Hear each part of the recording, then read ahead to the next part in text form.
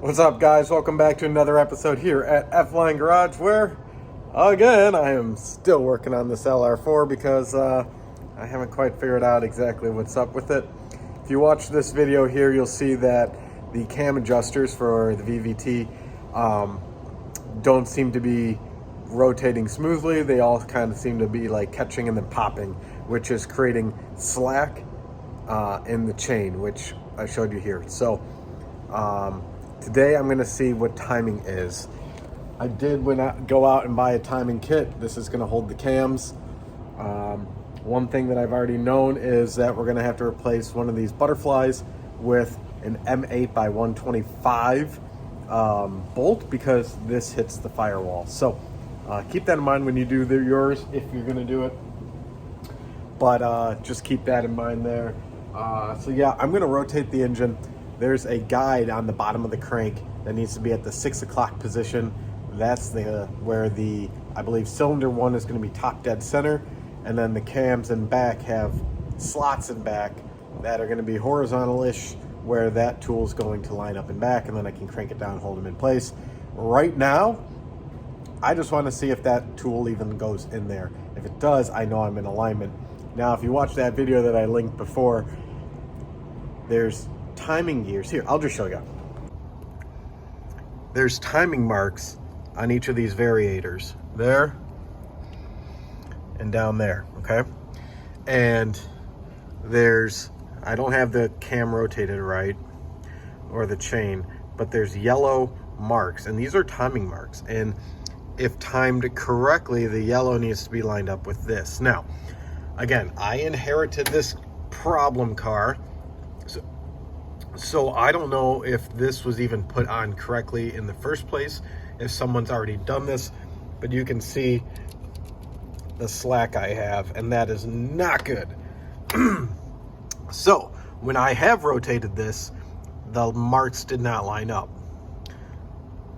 I don't know if they weren't lined up ever, or if it's jumped that much or what, but I'm going to be rotating my 24 millimeter socket down there with my ratchet breaker bar, and then back here I'm going to put in the timing tool, but that needs to be at the 6 o'clock position. So let me do that. Let me fidget with this. I don't know if this goes on, actually it's going to go this way. I don't know if this goes on the intake or exhaust, or that goes on intake and exhaust here. I don't know, but I'm going to start figuring this out. I'm still trying to figure out how to get this back in, but if you look here, I got that slot in down there and the slot in there. So good news. Can you guys see it? Right there is my left bank is timed. This is great news. Now I'm going to start taking apart all of this to see if this side is timed, and if it is, I'm going to keep going forward with this. I just got to figure out how to lock those properly. I see that they are lined up, but I can't quite figure out how they're supposed to attach to the cam. So I'm going to figure that out real quick here, and yeah, I'm going to just start taking off the rest of this, all of this. I'll probably take this off, just make sure everything looks copacetic over here, and finish up locking that up. But guys, this is great news that this is all lined up, timed up, and once I figure out how to get that, I will share with you how I did it. It's time to start taking out the passenger side valve cover. So I took out the battery, super easy. I just threw a glove over part of it. I'm probably, I don't know, being anal. But I want to remove this. This is just like the passenger or driver side, where I had to kind of zip tie it up. So I'm literally just going to unbolt those, and this piece will come out. This we're just going to lift up and get it out of the way as well. So this shouldn't be too hard. I have a tool to just pop that right out. So we're trying to get access so that we can get our slide hammer in here to get out all the injectors, the fuel rail, and everything else that comes along with having to remove the valve cover. So Battery's the first thing to come out. I'm doing this to give myself some more room. And then looks like 3 10 millimeters, 1, 2, and 3 will remove this. So let's get started. Okay, I lied. These bolts here for that little tray was actually a 13 millimeter. I said 10. Usually every single thing on this engine so far has been either a T30 or 10 mil, which is amazing. I love only having to use like this and this. I mean, it's great. So that was the only change right now, is these are 13 mil. And right now I started undoing the fuel rail line. Just got to undo this some more. Pop out the fuel rail by doing these 10 millimeter bolts.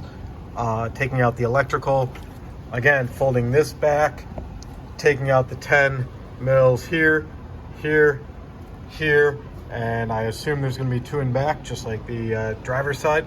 So I'm going to just start with the fuel rail, and then we're going to do the injectors with that slide hammer again. So let's get to it. I got all the 10 millimeter bolts out from the fuel rail, which goes onto the injectors. So now I'm going to have to undo this harness so I can pop out everything and get to the plugs for the injectors. So the short one here is just going to be what looks like for the cam position sensor for the intake. We go down a little further, we have one for the cam position sensor for the exhaust, it looks like. Oh wow, some of these you just really can't get a good angle on. There it is. And then we keep going down a little bit further. We have this one that already came off. I can't remember what that went to. That's a bummer. We have one here. Okay. It looks like we have another one down here. I'm gonna need my light for that one. But you guys get the idea. Let's just start unplugging them and then just fold it back. All right, so when you do one side, the other side goes a lot faster. I got this off in about 20 minutes. This is actually really good news. If we look here, timing mark and the mark, you probably can't see it too well down here, but let's see, can I even get down there for you? Okay, anyway, the timing mark and the chain mark are lined up down there as well. Okay, so that's great. The issue I'm having here though is, look here, is we got a loose chain as well. But I do know that at least the timing marks here are lining up. They did not over here. This one did, and this one did not. But I'm gonna throw the timing chain or timing cam holder in back. I'm gonna also look at this. It looks pretty gnarly in here. This is pretty disgusting. So I'm gonna definitely spend a lot of time cleaning this up and going through this. But yeah, you can just see all the garbage. Everything looks good though. I don't see any wear on the cam lobes. So that's good news. Again, timing's still here. We just have really bad chains, probably tensioners. So we'll take it. Let me throw the timing cam holder in back here and we should be good. Thank you so much for watching. If you are enjoying this series, I appreciate if you would just keep tuning in. Next time I'm going to be taking off all the front here and yeah, probably ordering up the chains and guides. But the next time I got to do is radiator, fan, clutch. I got the clutch holder thing in back. You got to take out the crank position sensor, thermostat, and ordering up a ton of new stuff, especially the things that I break. So comes with the territory, guys. Thank you again for watching. Like, subscribe, comment, do all those things. I'll do my part, you do yours. Take care.